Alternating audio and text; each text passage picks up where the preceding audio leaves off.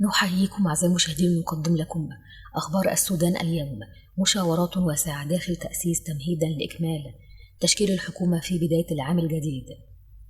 قالت مصادر متطابقة أن التحالف السودان التأسيسي يسعى إلى إنهاء تشكيل هياكل الحكومات الموازية مع بداية العام المقبل بعد أشهر من إعلان قيامه في يوليو الماضي. إسقاط مسيرتين، المعارك تقترب من الأبيض وتوقعات بنزوح يصل إلى 100,000 شخص. يعكس التصعيد العسكري في ولايات كردفان اتساع رقعة القتال وتزايد الضغوط الإنسانية على السكان مع استمرار موجات النزوح في عدة مناطق.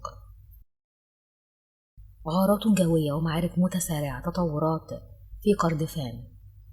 يعكس تصاعد العمليات العسكرية في ولايات كردفان اتساع رقعة المواجهات بين الجيش السوداني وقوات الدعم مع تزايد التحذيرات الدولية من تدهور الوضع الإنساني. وقال مصدر عسكري في الجيش السوداني أن طائرات مسيرة نفذت ضربات على مواقع تابعة لقوات الدعم والحركة الشعبية.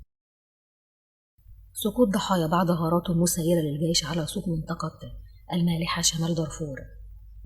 يعكس القصف الذي استهدف سوق محلي في شمال دارفور مستوى التصعيد الذي يهدد المناطق الخاضعة لسيطرة قوات الدعم قرب الحدود الليبية.